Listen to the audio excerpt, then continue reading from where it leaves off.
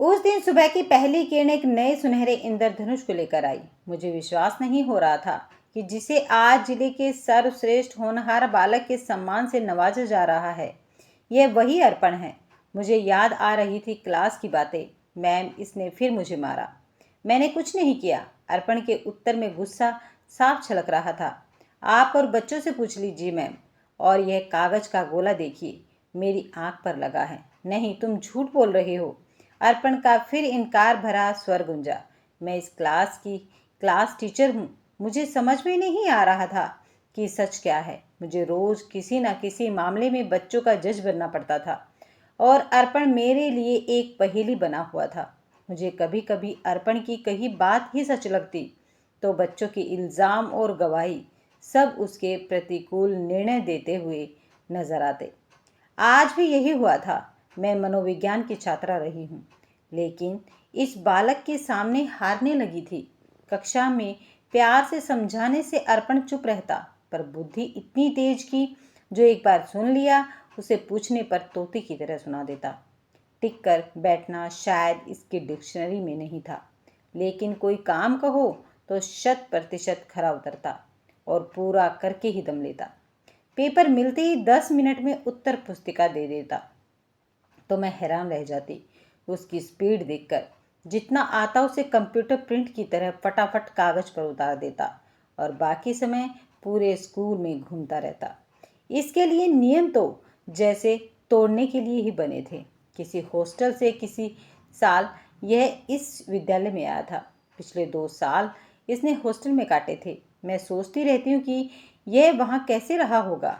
वहाँ के नियमों ने इसे ऐसा बना दिया या फिर अब खुली हवा में उड़ना सीख रहा है। सबसे चौंका देने वाला तथ्य तो तब सामने आया जब पता चला कि इसके मम्मी पापा दोनों वर्किंग हैं। तब लगा कि सुबह 9 से 5 तक की नौकरी करने वाली माँ इसे कैसे संभालती होगी। धीरे धीरे बातों ही बातों में अर्पण ने मुझे बताया कि उसकी एक दीदी भी है जो उसे 5 साल बड़ी है। घर में सबसे अच्छा कौन लगता है पूछने पर बोला पापा। मैंने पूछा क्यों, तो उसका जवाब था क्योंकि वे मुझे खिलौने लाकर देते हैं। और दीदी अजीब सा मुंह बनाकर वह बोला, नहीं, बिल्कुल नहीं, वह तो सारा दिन मुझे मारती रहती है और मम्मी से शिकायत करती रहती है। अब बात बची थी मम्मी की, लेकिन मैंने अब उससे कुछ भी नहीं पूछना उचित समझा। सोचा किसी दिन उन्हीं से मिलूंगी। अगले दिन सुबह सुबह मेरी मेज पर एक डायरी रखी मिली जिसके साथ प्रिंसिपल का एक नोट लगा था। अर्पण की प्रत्येक गतिविधि और शरारत इसमें नोट की जाए। अब तो बच्चों को एक अच्छा मौका मिल गया डायरी भरवाने का। अब तो रोज लाल पेन गति पकड़ने लगा। समस्या समाधान की ओर जाने की बजाय और गहराने लगी। अर्पण की उदंडता भी मिलने लगी थी। एक दिन तो हद हो गई जब कक्षा की एक लड़की कनिष्का ने आकर बताया कि अर्पण ने गर्ल्स वॉशरूम में जाकर उसके दरवाजे को धक्का दिया। 8-9 साल का बालक और ऐसी हरकत, मैं तो सुनकर चकित हो गई। मेरा मनोविज्ञान डावाडोल होने लगा। अब तो पानी सर के ऊपर से जाने लगा था। हिम्मत करके मैं कक्षा में गई और दोनों को अलग ले जाकर पूछताछ की, पर अर्पण की तरफ से फिर वही इनकार की। मैं तो वहाँ गया ही नहीं। कनिष्का से मैंने पूछा, तुमने इसे वहाँ देखा था? जवाब था नहीं, मुझे सुयश ने बताया था। तब सुयश को बुलाया गया और उससे पूछा, तुमने अर्पण को दरवाजे को धक्का देते हुए देखा था? सुयश ने कहा, धक्का देते तो नहीं, पर यह गर्ल्स टॉयलेट की तरफ छत पर घूम रहा था। सवाल फिर उलझ गया, पर इस बार भी अर्पण को शक से बचाते हुए मैंने सुयश को पहले डांटा। जब तुम भी छत पर थे तो हो सकता है तुमने ही दरवाजे को धक्का दिया हो और नाम अर्पण का लग रहा हो। कनिष्का को भी समझाए कि देखो बेटा, जब तुमने खुद नहीं देखा तो कैसे किसी के कहने पर किसी का नाम लगा सकते हो। आगे से ध्यान रखना। बच्चों को भेजकर मैं माथा पकड़कर बैठ गई और सोचने लगी कि इस तरह का प्रतिरोध झेलते झेलते तो बच्चा और गलत दिशा में चला जाएगा। मैंने उसकी डायरी बंद करने और शनिवार को उसके घर जाने का निश्चय किया। फ़ोन पर समय तय कर शनिवार को शाम 4 बजे मैं अर्पण के घर पहुंची। यह समय मैंने जानबूझकर चुना था क्योंकि उस समय बच्चे बाहर खेलने गए होते हैं।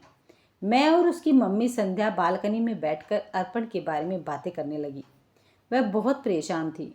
उसे लेकर कहने लगी कहाँ कहाँ नहीं दिखाया इसे, कई डॉक्टरों को, साइकोलॉजिस्ट को। कई प्रेगनेंसी के दौरान ली गई किसी दवा का असर तो नहीं है? मैंने पूछा। नहीं, सब ठीक था, वह बोली। लेकिन उसका जवाब और हाव भाव मुझे मेल खाती नजर नहीं आया। फिर कुछ पर्सनल सवालों के जवाब जब वह गोल गोल ढंग से देने लगी तो मैंने मन में शक की जड़ें गहराने लगी।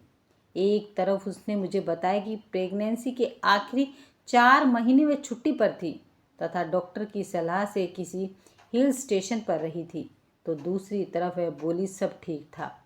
उसे विदा लेते हुए सिर्फ इतना ही कहा, मैं अर्पण के लिए एक अच्छे भविष्य की डगर खोजने आई हूँ। तुम सहयोग दोगी तो शायद ये संभव हो सके। सीढ़ियों से उतरते हुए उसकी एक परिचित से मुलाकात हुई। संयोगवश बात बच्चों की चल पड़ी। अर्पण का नाम सुनते हुए चुप हो गई। बहुत पूछने पर बस इतना ही कहा कि उसे अपना बनाने के चक्कर में संध्या की ममता अंधी हो गई है। इस गोल मोल और अधूरे वाक्य ने तो मुझे और भी उलझा दिया। सवालों की अनसुलझी गठरी लिए बोझिल कदमों से मैं घर आ गई। अगली सुबह संध्या ने फ़ोन करके मेरे पास आने का समय मांगा। मैंने उसे शाम 5 बजे का समय दिया, लेकिन तब तक मेरा मन न जाने कितने सवालों से घिरा रहा। संध्या क्यों मिलना चाहती है? क्या बताना चाहती है? या फिर क्या अर्पण ने कुछ और किया है? आदि आदि। हालांकि मैंने सुन रखा था कि अपने घर से भी उसके चीखने चिल्लाने की आवाज़ें अन्य लोगों ने सुनी हैं और छुट्टी के दिन सारा दिन वह घर से बाहर ही आवारागर्दी करता है, कमीज के बटन खोलकर सड़क पर साइकिल चलाता रहता है वगैरह। पर बेचारी माँ क्या करे। शाम को ठीक 5 बजे घंटी बजी। मैंने देखा तो संध्या ही थी। मैंने कॉफ़ी तैयार की और उसके साथ बैठ गई। ऐसा लग रहा था जैसे अधूरी फिल्म आज क्लाइमैक्स पर आकर ही दम लेने वाली थी। संध्या ने पहले कल के लिए क्षमा मांगी और फिर बोली, मैम मैं जानती हूँ आप अर्पण का भला चाहते हैं, पर मैं तो एक माँ हूँ। अपने बच्चे के बारे में बुरा कुछ भी नहीं सुन पाती। बड़े अरमानों से पाया था उसे और आज भी वैसी ही भावना उसके प्रति रखती हूँ। लेकिन ऐसा भी लगता है कि मैंने कहीं कोई गलती तो नहीं कर दी है। कल आपसे बातें करने के बाद मैं सारी रात सोचती रही और अंत में मैंने यही निर्णय कर पाई कि आप ही मेरी बात को समझ पाएंगी। मैंने संध्या के पास बैठकर उसके कंधे पर हाथ रखते हुए कहा, तुम मुझ पर विश्वास कर सकती हो।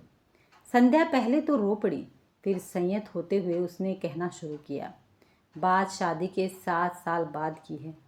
इलाज के बाद भी एक बच्चे की चाह पूरी नहीं कर पा रही थी। मेरे पति और मुझ में कोई कमी न थी, पर शायद कुदरत को मंजूर नहीं था। हम दोनों ने एक अंत में बच्चा गोद लेने का फैसला किया, पर घर वालों को नहीं बताना चाहते थे। अतः बड़ी बेटी के समय तबीयत का बहाना बनाकर हम मसूरी में 5 महीने रहे और वहीं से बच्ची दिया को गोद लिया। अब दोनों बहुत खुश थे, पर दिया के दादा दादी ने फिर पोते के लिए कहना शुरू कर दिया। हम एक बार अपना झूठ छिपा गए थे, पर एक बार और ऐसा करना मेरे बस में नहीं था। पर आप यह तो जानती हैं कि घर के बड़े बुजुर्गों की बातें उनका आदेश होती हैं। उनकी कही बात पूरी करने के लिए मैंने इस बार दार्जिलिंग में 5 महीने बिताए और जब वापस आई तो दादा दादी के लिए पोते को साथ लेकर आई, पर दरवाजे पर ही बेटी ने उसे अपना भाई मानने से इनकार कर दिया। फिर तो दोनों की जंग दिनों दिन बढ़ती गई और इसका असर शायद अर्पण पर उल्टा ही पड़ता गया। इस माहौल से मैं तंग आ चुकी थी, लेकिन अर्पण की हर सही गलत बात का पक्ष लेती रही। लेकिन मैं दिया और अर्पण दोनों के लिए एक सफल मां नहीं बन सकी, कहकर वह फक कर रो पड़े। मुझे कुछ समझ नहीं आ रहा उससे क्या कहूँ। जिस बात को जानने के लिए मैं बहुत उत्सुक थी, उसके बारे में इतना स्पष्ट सच सुनकर मैं अतब रह गई। मैंने धीरे से उसका हाथ दबाकर अपनापन जताया। संध्या ने अपने को संभाल लिया था। वह मुझसे बोली, मैं बहुत सालों से अपने अंदर ही घुटती रही हूँ, न किसी को बता सकी और न ही किसी को कोई हल नज़र आ रहा है। मैंने अर्पण को अच्छा माहौल देने के लिए हॉस्टल भी भेजकर वहाँ के नियम उसे रास नहीं आए। परिवार से तो मेरे डर ने मुझे हमेशा एक फासले पर ही रखा है। आज इस दोराहे पर खड़ी मैं आपसे पूछती हूँ कि क्या मेरा फैसला कहीं गलत था? 2 बच्चों को एक परिवार देकर अपने परिवार को खुशियाँ ही तो देना चाहा था मैंने, लेकिन मुझे क्या मिला? आप तो मनोविज्ञान जानती हो, बताओ ना, खून का असर ज़्यादा गहरा होता है या संस्कारों का? अर्पण को तो सभी अच्छी सुविधाएं और संस्कार देने का प्रयास किया, तो फिर ऐसा क्यों हुआ?